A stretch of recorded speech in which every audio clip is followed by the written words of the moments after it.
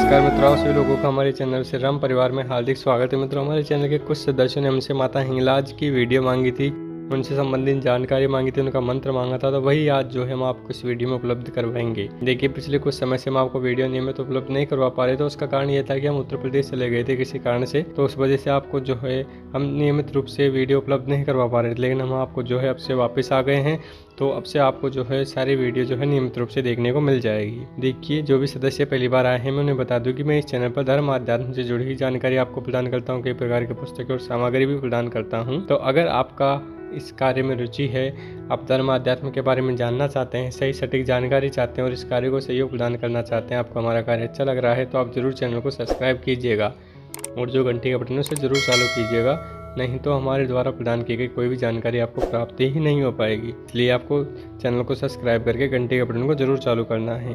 अब देखिए, हम बात करते हैं माता हिंगलाज की। तो देखिए, माता हिंगलाज जो है वो 51 शक्तिपीठों में से ही एक है। इस स्थान को जो है बहुत ही अद्भुत और बहुत ही प्रमुख स्थान माना जाता है सभी शक्तिपीठों में।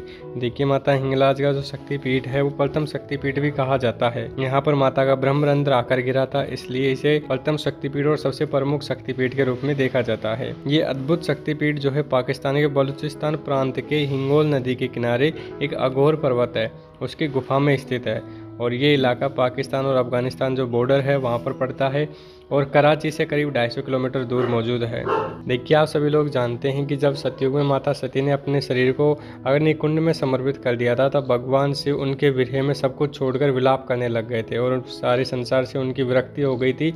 उनको वापस संसार में लाने के लिए, संसार में उनका मन लगाने के लिए भगवान विष्णु ने अपने सुदर्शन चक्र से माता के शरीर को कई खंडों में विभाजित किया और जहाँ पर भी वो खंड गिरे वहाँ पर शक्तिपीठों की स्थापना हुई और माता का जो ब्रह्मरंध्र है वो बलूचिस्तान के इस अघोर पर्वत पर आकर गिरा था।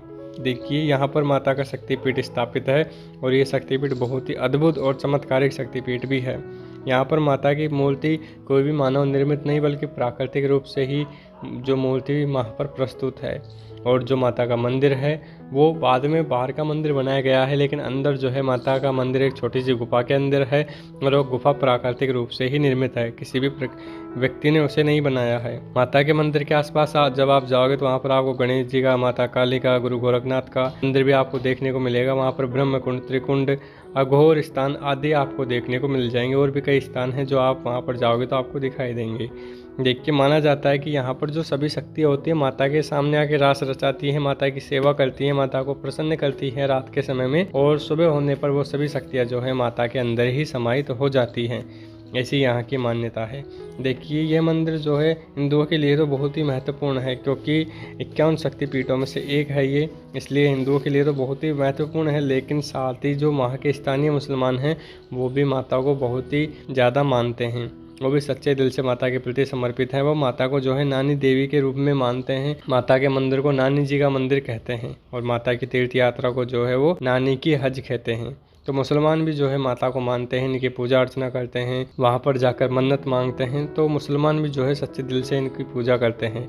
बाकी जो स्थानीय मुसलमान हैं वो मंदिर की रक्षा भी करते हैं, क्योंकि ये जिस स्थान पर है वो आतंकवाद और डाकुओं से भरा हुआ स्थान है, इसलिए वहाँ के स्थानीय मुसलमान जो है मंदिर की रक्षा भी करते हैं। अगर आप मंदिर जाना चाहो तो आपको जो है पहले परमिशन लेनी पड़ेगी, क्योंकि ये मंदिर पाकिस्तान में स्थित है, इसलिए परमिशन लेकर ही आप वहाँ पर जा सकते हो।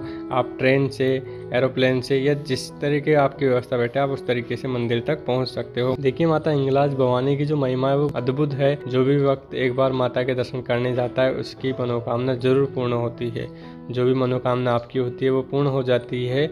इसे भी एक मुख्य तीर्थ के रूप में जाना जाता है। कहा जाता है कि जिस व्यक्ति ने चाहे चारों तीर्थ धाम ही क्यों ना कर लिए, लेकिन अगर उसने माता के दर्शन नहीं किए तो उसे जीवन में उतना लाभ नहीं मिल पाता। लेकिन जिस व्यक्ति ने माता के दर्शन कर लिए उसे सभी तीर्थों का लाभ मिल जाता है। इसलिए इस स्थान की बहुत ही ज़्यादा मान्यता है और सभी लोग जो हैं यहाँ पर जरूर जाना चाहते हैं। जिन भी लोगों की कुलदेवी माता हिंगलाज भवानी है उनको माता हिंगलाज भवानी का मंत्र जाप करना चाहिए और अगर संभव हो तो एक बार जीवन में जाकर जरूर माता के दर्शन करने चाहिए। देखिए, माता हिंगलाज भवानी का मंत्र मैं आपको इस वीडियो में उपलब्ध करवा रहा हूँ, तो आप ध्यान से सुनिएगा और उस मंत्रों का आप स्क्रीनशॉट ले लीजिएगा या फिर कागज पर लिख लीजिएगा। अब देखिए, ये जो मंत्र है वो महर्षि दधीचि जी के द्वारा दिया गया है। इसके बारे में एक छोटी सी कथा है, वो भी मैं आपको बता देता हूँ। ऐसा माना जाता है कि जब भगवान परशुराम ने अपने पिता ऋषि जमदग्नि की मृत्यु का बदला लेने के लिए सभी राजाओं को पृथ्वी से नष्ट कर दिया था। 21 बार उन्होंने पूरी पृथ्वी को जीत लिया था, क्षत्रियों से विहीन कर दिया था। तब ऋषि दधीचि ने क्षत्रिय वंश की रक्षा के लिए कुछ प्रयास किए थे जो कि बहुत ही आवश्यक थे, क्योंकि धर्म की स्थापना के लिए क्षत्रिय अपनी महत्वपूर्ण भूमिका निभाते हैं। और इसीलिए उन्होंने कुछ क्षत्रिय कुमारों को अपने आश्रम में ब्राह्मण बनाकर रखा था।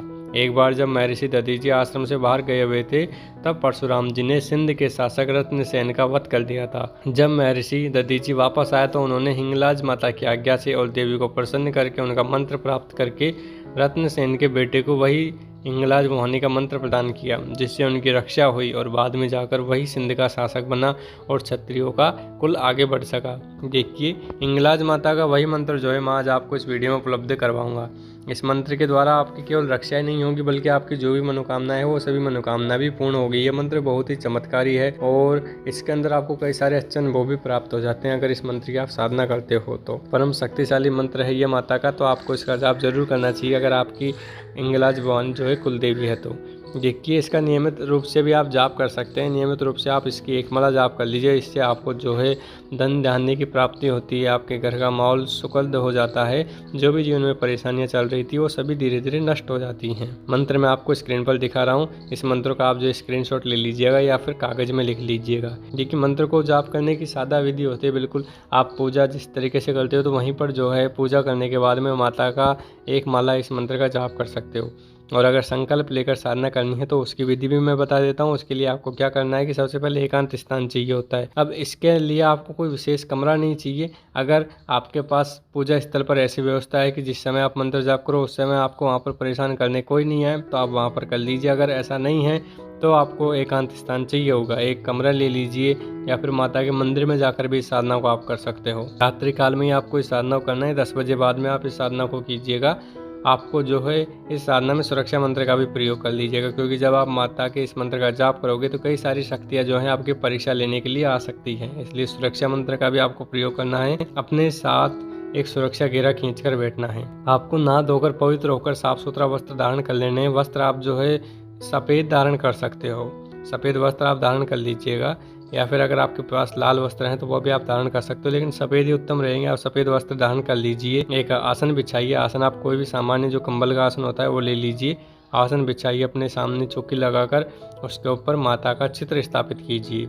माता का यंत्र स्थापित कीजिए। अब जिनके पास माता हिंगलाज भवानी का यंत्र नहीं है वो माता दुर्गा का यंत्र ही साधना में प्रयोग में ले सकते हैं। जिनके पास माता हिंगलाज भवानी की फोटो नहीं है वो माता दुर्गा की फोटो भी काम में ले सकते हैं। फोटो स्थापित करने के बाद, यंत्र स्थापित करने के बाद धूप दीप लगाइए, अगरबत्ती लगाइए और इत्र आदि का भी आप प्रयोग कर सकते हो। उसके बाद में माता को प्रणाम कीजिए और उनसे साधना के लिए प्रार्थना कीजिए। तब जाके गणेश जी का मानसिक पूजन करना है, गुरु जी का पूजन करना है, अपने इष्ट देव का पूजन करना है और इनसे साधना के लिए आज्ञा लेनी है।